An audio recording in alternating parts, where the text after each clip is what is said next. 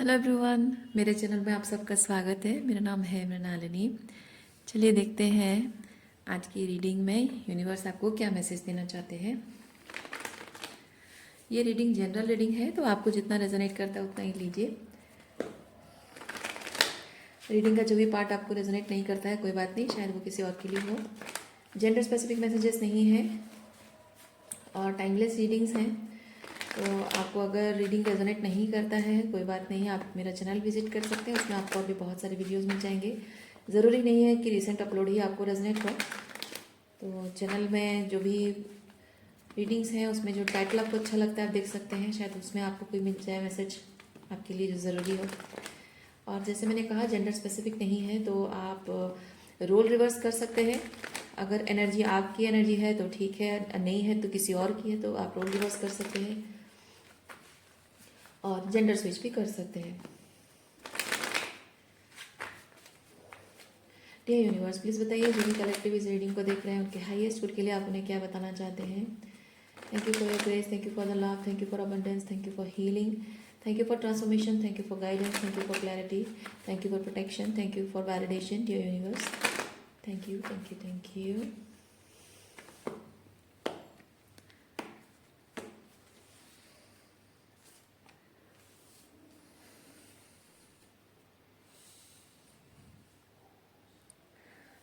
Miser,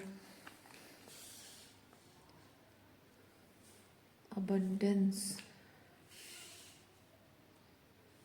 adventure।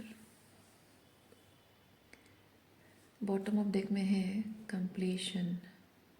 Okay, तो यहाँ पे आप एक साइकिल क्लोज कर रहे हैं। एक ऐसे सिचुएशन की जहाँ लोगों के पास देने को बहुत कुछ है पर वो आपको देते नहीं है। प्यार बहुत है लेकिन वो प्यार आपको देते नहीं। कमिटमेंट मतलब वो कमिटमेंट निभाना उनको आता है लेकिन आपके साथ कमिट नहीं करेंगे। वो सिर्फ ये लोग सिर्फ आपके साथ सुपरफिशियल कनेक्शन जोड़ना पसंद करते हैं, टाइम पास वाला रिलेशनशिप पसंद करते हैं।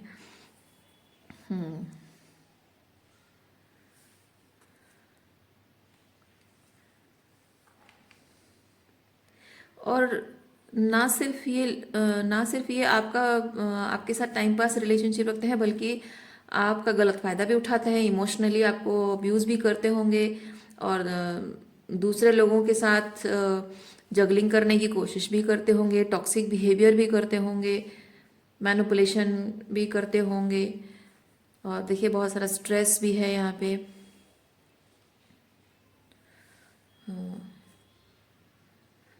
अपने ओन्स भी प्रोजेक्ट करते होंगे आपके ऊपर। बहुत कुछ टॉक्सिसिटी आपने इन लोगों के साथ एक्सपीरियंस किया है।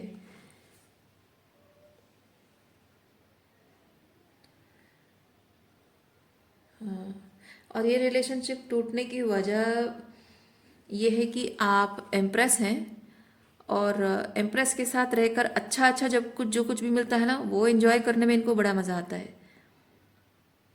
और जब आप जब बहुत सारा प्यार, वो आपकी जो लाइट एनर्जी उनके साथ शेयर करते हो तो आप उनके लिए बहुत अच्छे हो।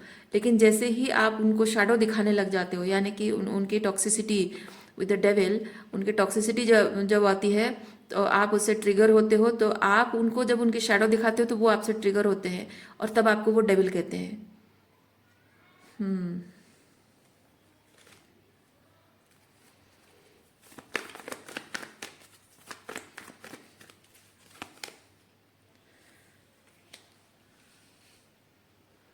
सक्सेस, मैच्योरिटी,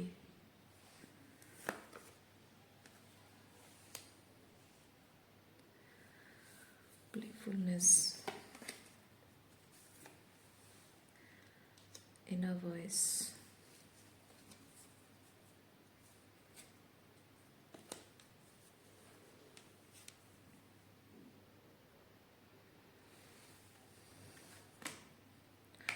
अगर ये आपकी फैमिली सिचुएशन है, सो ये फैमिली मेंबर्स जिंदगी भर आपके साथ यही चीज़ करते रहे हैं, लेकिन जबकि खून का रिश्ता है, प्यार का रिश्ता है, तो कहीं ना कहीं आप ना चाहते हुए भी उनके साथ रिलेशनशिप को निभा रहे थे और उम्मीद रखने के अलावा कोई चारा नहीं था आपके पास कि चलो उम्मीद रखते हैं शायद कभी ठीक हो जाए।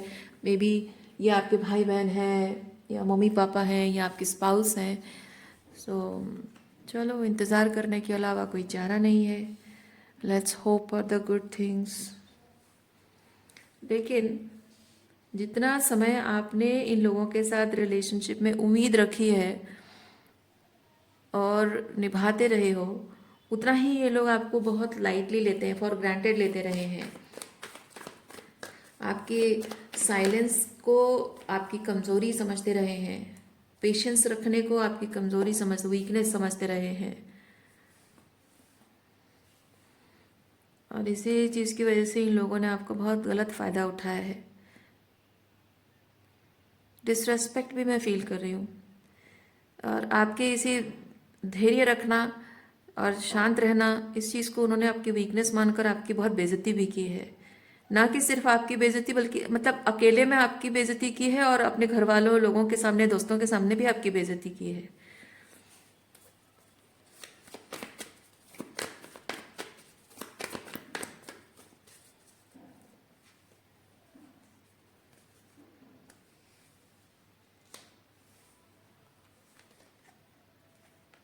ओहो, माइंड माइंड रिलेटेड दो कार्ड्स हैं ये।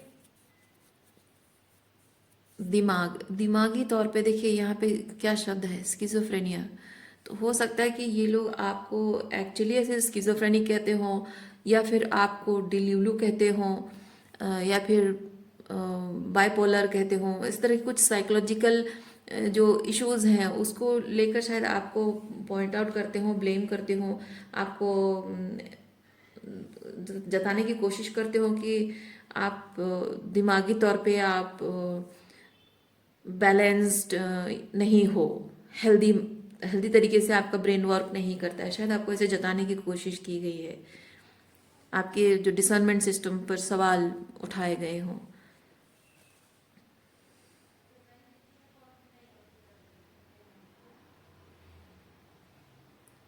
हाँ, आप आपके डिसर्नमेंट सिस्टम पर सवाल इसलिए उठाए गए हैं क्योंकि उनको पता है कि वो जो कर रहे हैं वो गलत कर रहे हैं और आप उनकी गलती पर एग्जैक्टली वही पॉइंट पे आप पॉइंट आउट कर रहे हो। तो अपने आप को सही साबित करने के लिए, वो तो अपने आप को सही साबित कर नहीं सकते, उन्हें पता है कि आप सही हो। आप सही हो मतलब वो सही नहीं है, तो कम से कम मैं गलत नहीं हूँ।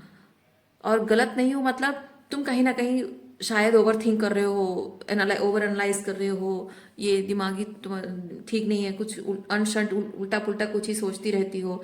ये ताकि आप उनके जो जो एक्चुअल प्रॉब्लम है, उनकी जो गलती है उसको आप पॉइंट आउट ना कर सको, या फिर वो चीज़ को कवर अप करने की कोशिश की जाती है ताकि आपका ध्यान इस चीज़ पर जाए।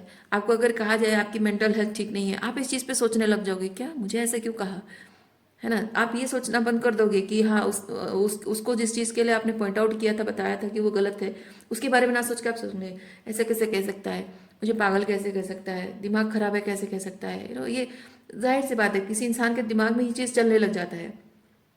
तो ये अपनी गलतियों को कवर अप करने का इंटेंशन, उसीलिए ये सब किया जा रहा है।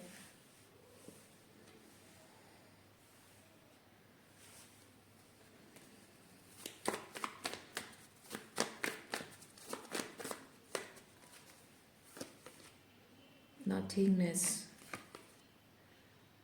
अंडरस्टैंडिंग, नॉथिंगनेस।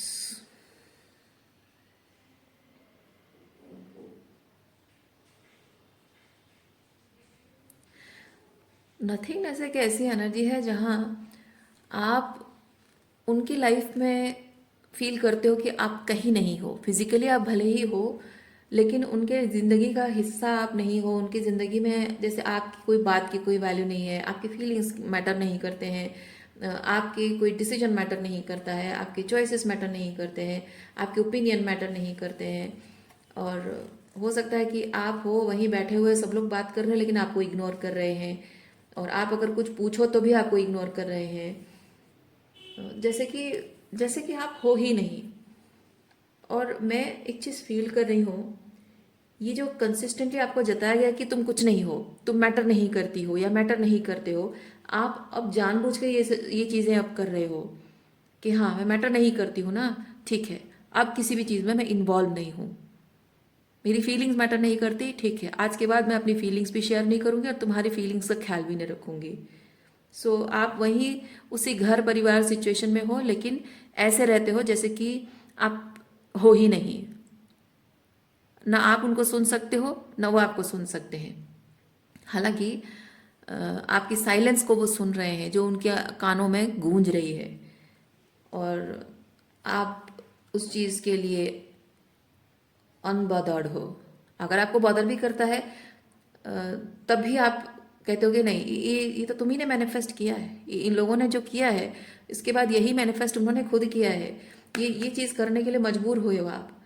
कोई नहीं चाहता घर परिवार में वहीं रहें और एक दूसरे को इग्नोर करते रहें और ऐसे रहे जैसे कि इस आप जैसे ऐसे रहते हो कि पूरे घर में मैं अकेली हूँ और वो लोग है ही नहीं, और उन लोगों को भी ऐसा लगता है कि आप बिल्कुल केयर नहीं करते हो, कुछ बातचीत नहीं, कुछ नहीं, ऐसे जैसे कि वो मैटर नहीं करते।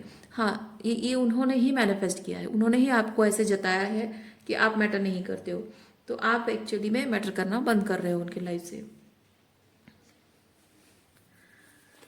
हाँ,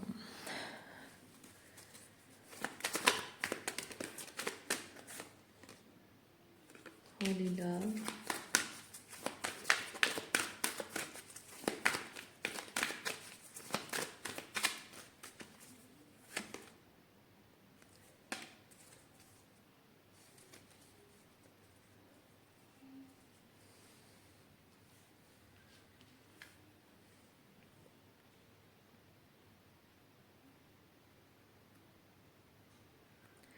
आपका जो प्यार है, लोगों को आज तक जो प्यार आप देते रहे हो, जिस तरह से अपने रिलेशनशिप को विद दिस एम्प्रेस, अपने रिश्तों को जिस तरह से आप नर्चर करते रहे हैं, वही चीज़ आपके रिश्तों को बनाए रखा हुआ है अभी तक।